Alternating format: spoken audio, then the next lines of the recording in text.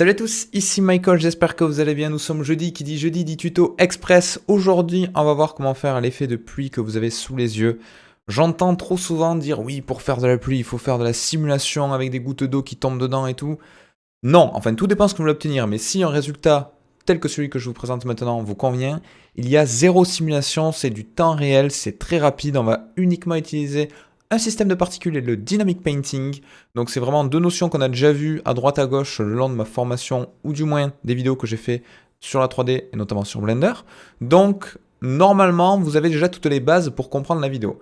Je vais vous expliquer tout ça pas à pas. On va aller dans un nouveau fichier Blender. On va faire les particules, les matériaux, le dynamic paint, tout ça. Et vous allez voir que c'est pas compliqué. Donc il me faut deux éléments pour faire, entre guillemets, ma simulation. Donc ce n'est pas une simulation, je le rappelle, c'est du temps réel, c'est du calcul avec le dynamic painting. Si des fois je parle de simulation au cours de la vidéo, c'est pas dans le sens où on l'entend vraiment en 3D. Hein. C'est une représentation visuelle de particules qui va donner l'illusion qu'il pleut sur une surface. Donc il me faut justement cette fameuse surface. Donc là, pour la vidéo, je la fais totalement planaire, mais rien ne vous empêche de faire ça sur une forme qui possède la topologie que vous souhaitez. Alors, en ce qui concerne la topologie, on va faire justement des modifications de ce plan-là, mais tant qu'on y est, je vais le dupliquer avec Shift-D et je vais le mettre en hauteur comme ceci. Pourquoi j'ai besoin de ces deux éléments? Ça va être la surface, le récepteur de mes particules, et ça va être le créateur des particules qui va générer du coup de la pluie. Ok? Donc première chose à faire, c'est sélectionner le plan du bas, passer en mode édition et faire un certain nombre de subdivisions. Donc c'est pour ça que je vous disais, vous pouvez travailler sur la topo que vous voulez, mais bien évidemment, plus vous allez avoir une topologie dense et plus ça va être précis dans l'effet de wave, donc de petites vagues que vous allez obtenir avec les particules. Malgré tout, rien ne vous empêche de partir sur une topo très faible en termes de densité, et ensuite jouer avec le modifier Subdivision Surface pour ajouter plus ou moins de détails. Du coup, dans la vue 3D, vous aurez quelque chose de très optimisé, et au moment du rendu, on aura plus de détails et quelque chose de plus adouci. Donc ça, c'est à vous de gérer en fonction de votre ordinateur pour voir ce qu'il peut encaisser dans la vue 3D, mais au moment du rendu, on va pouvoir avoir des paramètres différents pour pas être bridé, entre guillemets, par les performances que vous pouvez obtenir par le temps réel. Là, je fais clic droit, Shade Smooth, très important, sinon, au moment des vagues, on va avoir toutes les faces. Ok? Donc j'ai ceci. Maintenant, il me faut un système de particules. Donc je vais sélectionner sur le plan d'en haut et lui, il va me générer des particules. Je vais aller dans le Particle Properties, je vais cliquer sur plus et là, si j'appuie sur espace, c'est la magie, on a des particules. Donc bien vérifier que les particules puissent passer à travers de ma surface. Sinon, il faut changer le lifetime, la durée de vie, parce que si vous mettez votre émetteur trop haut, mais les particules vont disparaître avant même de toucher le sol et du coup, on ne pourra pas obtenir l'effet que l'on souhaite pour donner cet effet de vague au moment de la collision. Donc là, c'est bon. Maintenant, j'ai deux choses à faire. Vous allez voir que ça va aller assez vite. Je vais sélectionner mon plan du bas et je vais indiquer à Blender que ceci, c'est un objet de type Dynamic Paint. Donc je vais aller juste ici dans le Physics Properties. Je clique sur Dynamic Paint et maintenant, il me demande quel type d'objet est ce plan. Donc on a deux types. On a Canvas ou Brush. Donc moi, c'est vraiment une toile, un cadre, pardon, le Canvas en anglais, la réception de l'objet. C'est-à-dire, est-ce que c'est, entre guillemets, la brosse qui va peindre ou la surface qui va recevoir les informations de la brosse? Là, c'est vraiment une surface qui va recevoir les informations. Donc, je clique sur Canvas, je fais Add Canvas et automatiquement, là, il va nous créer un canvas, donc quelque chose qui va nous permettre de réceptionner l'information. Surface Type, par défaut, on pourrait peindre par-dessus en temps réel. Moi, c'est pas ce que je veux. Je vais cliquer dessus et je vais dire Wave. Donc ça fait quoi? Ça va indiquer à Blender qu'à chaque fois qu'un objet de type brush va toucher mon canvas, il va créer une wave dessus. Donc il y a plein de paramétrages pour avoir quelque chose plus ou moins adouci. On va pas y toucher aujourd'hui parce que les paramétrages de base sont corrects pour ce que l'on souhaite obtenir, mais vous pouvez fouiller un petit peu à cet endroit-là pour changer les paramétrages. Et maintenant, si je fais espace, il ne se passe rien du tout parce qu'en plus de ça, je dois indiquer à Blender qu'on a un autre objet qui fait partie de l'environnement du Dynamic Paint. Donc je sélectionne mon plan du haut. On n'essayait pas de sélectionner les particules. On va toujours travailler sur l'émetteur lorsqu'on a des particules, sauf qu'en particulier qu'on verra après, si on veut changer les matériaux de celle-ci et qu'on a hérité un objet. Donc je clique sur Dynamic Paint, et là, automatiquement, Blender me dit « Ok, tu veux faire un Dynamic Paint, donc pareil, tu veux que ce soit quoi? Un canvas ou une brush ?» Cette fois-ci, c'est une brosse, c'est vraiment lui qui va changer les paramétrages de mon canvas qui est en dessous, et je fais Add Brush. Et automatiquement, on a ceci. Alors par défaut, on peut être très déçu. J'appuie sur espace, il ne se passe rien. C'est normal, parce que la source de ma brosse, Blender, il ne sait pas si ça doit être sur le maillage, sur les particules ou sur d'autres éléments. Donc je vais cliquer ici sur le type Paint et je vais dire à Blender, je veux pas que tu me fasses une collision par rapport au Mesh Volume, sinon ce serait mon plan, mais par rapport au Particle System. Et dans le Particle System, je peux lui indiquer le Particle System qu'on a ici. Alors si vous voulez pas vous tromper, vous pouvez le renommer ici, l'appeler pluie, rain, comme vous voulez. Si vous êtes allergique au mot anglais, vous pouvez l'appeler pluie. Et maintenant, si je retourne, hop là, dans mon Dynamic Paint, j'ai bien, alors, il ne s'est pas renommé, oui, parce qu'il y a deux nominations différentes, il faut le changer aux deux endroits si vous voulez être propre. Mais c'est vrai que c'est pas très intuitif à cet endroit-là. Là, on a une collection de particules, là, on a vraiment des particules à proprement parler. Bon, ça, c'est encore autre chose, mais voilà. Et maintenant, si je retourne dans mon Dynamic Paint, logiquement, voilà, j'ai bien mon rain qui est ici. Et si je reviens au début de ma timeline et que j'appuie sur espace, magie, j'ai bien l'effet escompté qui se produit. Alors si vous trouvez qu'on a trop de variations, on le verra juste après, on va le changer. D'abord, on va faire très rapidement des matériaux pour qu'on puisse un petit peu mieux s'en apercevoir. Alors comment je fais? Je vais aller dans le Material Preview Mode, juste ici. Comme ça, j'ai déjà une image HDRI et tout qui est réalisée. Je vais sélectionner mon sol qui va jouer le rôle de flaque, entre guillemets.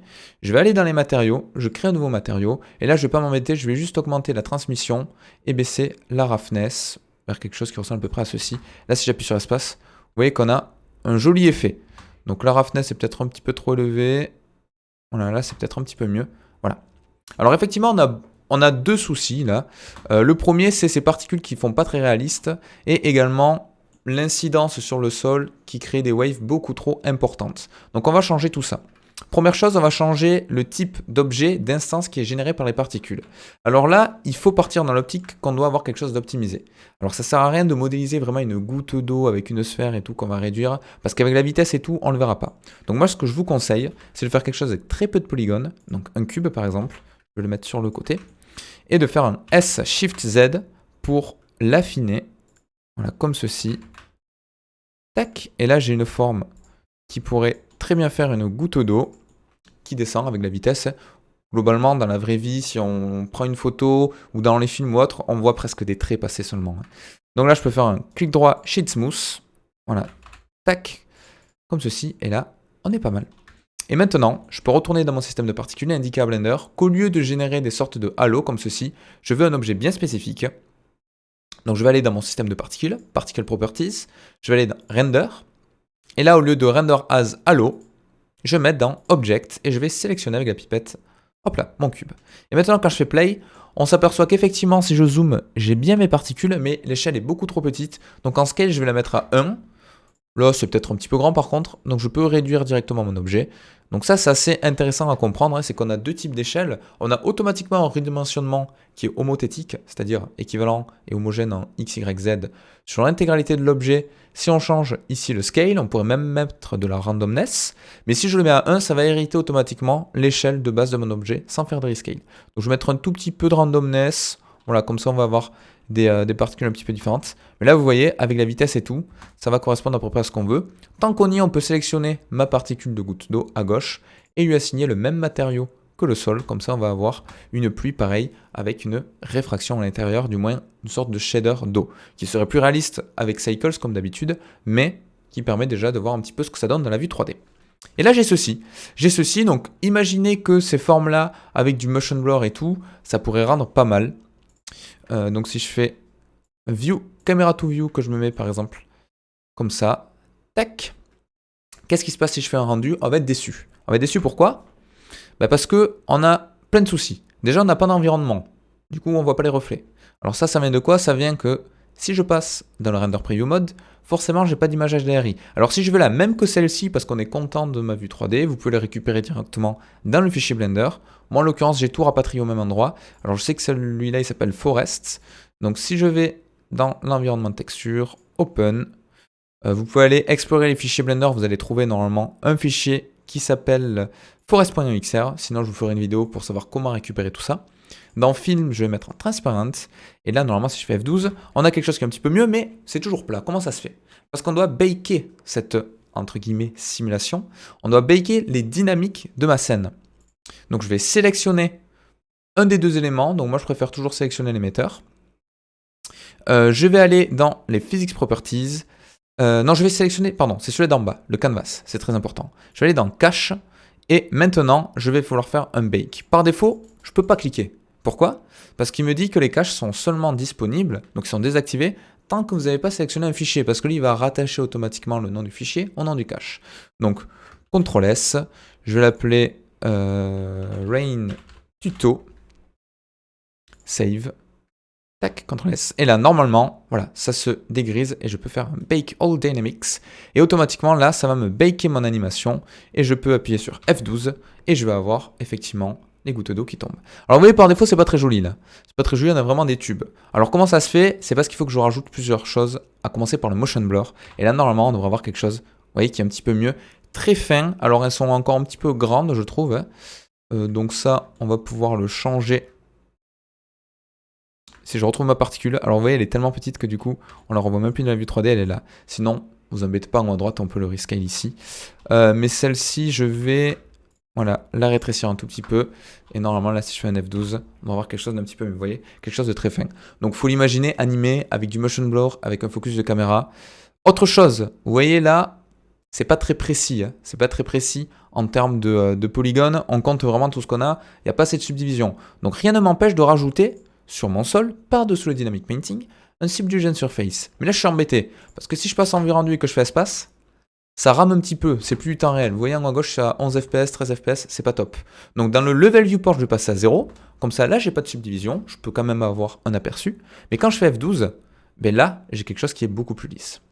Et dernière chose, si vous voulez changer, donc je vous explique pas comment on rajoute du depth of field, mais ça rajouterait vraiment un effet sympa avec les gouttes d'eau au fond très flou et plus un son proche de la caméra par exemple un peu plus net. Si vous voulez rajouter du depth of field, vous pouvez. Et surtout, si vous voulez avoir des vagues un petit peu moins importantes, il y a plusieurs paramétrages. Soit vous changez directement dans le Canva, soit dans le système de particules, on a quelque chose dans les Physics Properties juste ici, le Effect Solid Radius. Si je le mets à 0,1, par exemple, que je retourne au début et que je fais espace, là vous allez voir que de suite, on a quelque chose qui est un petit peu plus réduit. Alors il faudrait que je supprime, je vais y penser, il faudrait que je supprime le All Bake, sinon ça va garder en mémoire tous les paramétrages. Et là, vous voyez, si je rappuie sur Play, j'ai mes modifications qui ont été effectuées. Donc je suis allé un petit peu vite, mais qu'est-ce qui s'est passé? Vu que j'avais dit à Blender de baker toutes mes dynamiques, forcément, même si je change des paramétrages, ils vont pas être pris en compte. Parce que lui, il va à chaque fois lire le même cache. Sauf que là, j'ai supprimé les all bake, donc tout ce qui avait été calculé. Puis je peux faire un update all frame ou refaire un bake all dynamic. Ça, c'est comme vous voulez. Mais du coup, les paramétrages que j'ai indiqués à Blender, là, vous voyez, ça fait plus gouttes d'eau qui tombent dans une flaque avec des vagues toutes petites. Voilà. Donc ce résultat, je pense qu'il est pas mal. Et vous pouvez voir ce que ça donne avec F12, comme d'habitude. Et on a un résultat qui est sympa. Donc vous pouvez vous amuser à faire de jolis matériaux, vous pouvez incorporer une flaque d'eau au milieu de tout un environnement, mais on ne va pas s'embêter à faire une simulation vraiment pour quelque chose qui est si facilement obtenable avec un système de particules et un sol et le Dynamic Painting. D'accord? Donc le paramétrage que j'ai changé, c'est juste ici le Effect Solid Radius, on le baisse. Donc la plupart du temps, le baking, on le fait à la fin. Sinon, des fois, on va pas avoir le réflexe de supprimer les caches et du coup, on va faire des modifications. On va pas savoir si ça a été pris en compte. Donc je vous conseille toujours, vous faites vos paramétrages, vous faites votre bake après coup. Et ensuite, quand vous êtes sûr de vos paramétrages, vous y touchez plus. Ok? Donc c'est tout pour aujourd'hui, et j'espère que ça vous aura plu. N'hésitez pas à me dire si vous avez des questions. Alors bien évidemment, si vous voulez faire des choses un petit peu plus avancées, rien ne vous empêche de rajouter un système de vent ou autre pour avoir une pluie qui tombe de manière un petit peu aléatoire. Et n'hésitez pas à me dire si vous avez appris des choses, si vous voulez voir des tutos en particulier. Vous pouvez, comme d'habitude, aller dans la description pour me rejoindre sur Twitch, sur Twitter, sur Instagram, sur Discord, là vous le souhaitez. Discord, c'est vraiment pratique pour poser les questions parce qu'il y a beaucoup de gens qui posent des questions en commentaire. Et des fois, je n'ai pas le temps de les lire ou j'ai pas les alertes de YouTube, donc n'hésitez pas. Twitch, je suis en live tous les soirs dessus. Donc pareil, n'hésitez pas à venir faire un tour tous les samedis en fin de la 3D, mais je ferai une vidéo vraiment pour parler de ça. Et je vous dis à la prochaine. Ciao, ciao.